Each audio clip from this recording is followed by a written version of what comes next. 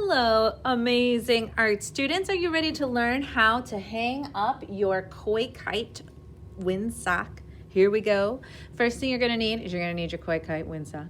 You're going to need some yarn, and you're going to need, in order to close up the mouth, you could use a stapler, a piece of tape, or you could glue it, but I think the gluing is tough because there's so much tension from this paper wanting to unwrap. I would either use tape or a stapler, and I'm gonna use a stapler and show you how to do this in just a moment. So it's really simple.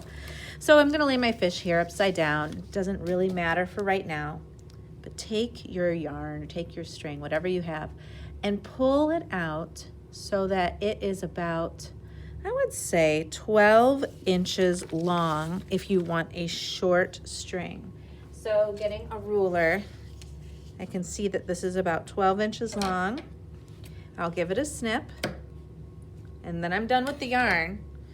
All I need is the piece I cut off. I'm gonna take this piece, and this is just my personal preference. You don't have to do it this way, but let me show you a way to do this that makes it pretty simple. Put the ends together.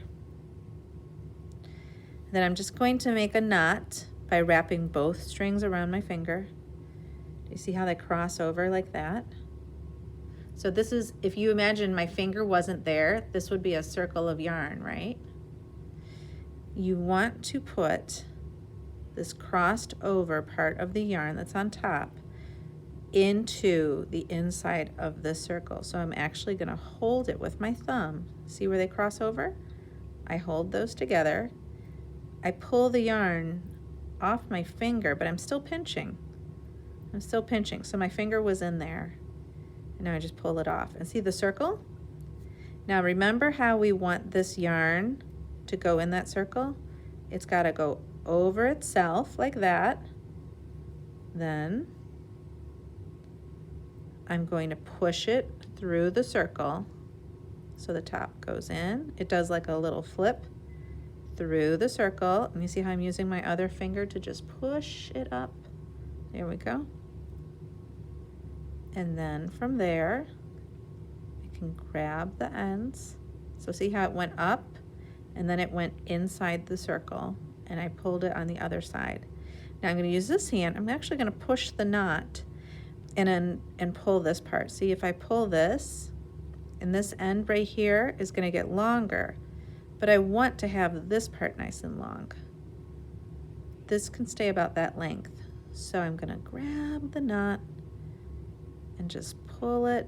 And see, I pulled all this extra into my loop. And then I feel like, oh, I just really have to pull it on both ends to make it tight. So there we go. So that's how you tie one of those little knots. Now I need my fish and my stapler. What I'm gonna do is I've got this piece of paper here on purpose. This offers some stability to the mouth, and one end is sticking out nice and far, and that's so that you can overlap. So you're gonna overlap this fish's mouth with the finished side, the short side, on top of the long. So this long goes on the bottom. It goes on the inside like this. You see that? Now I haven't stapled it yet on purpose because here's what I want to show you. I'm going to put this string around that. Just pull it over here to the side. Just let it hang. It's fine. Now I'll do the thing I just showed you where I lay one on the other. You don't want this on the outside. It just looks yucky, right? So put it on the inside. And the ends of the tissue paper, they kind of come together like that. They don't have to be touching, it's okay. So now I'm holding this. You can see where the little end is right there. You see that? That's where I'm gonna staple. The staple's gonna go through both of these right here. All right, so I grab my stapler, put it in there. See that? Okay.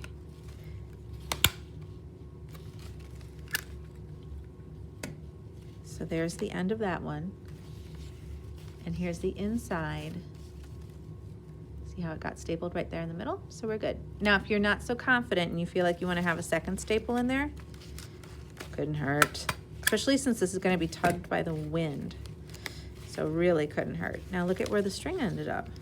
It's holding the mouth now. So now I can hang this up and my fish can float around. How fun is that, right?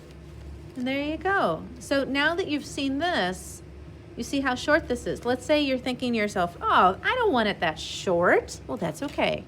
You just start over. You just cut that, and then you just start again. There you go. All right, good luck hanging up your beautiful koi kite windsocks. I know they're gonna be gorgeous for spring. Bye.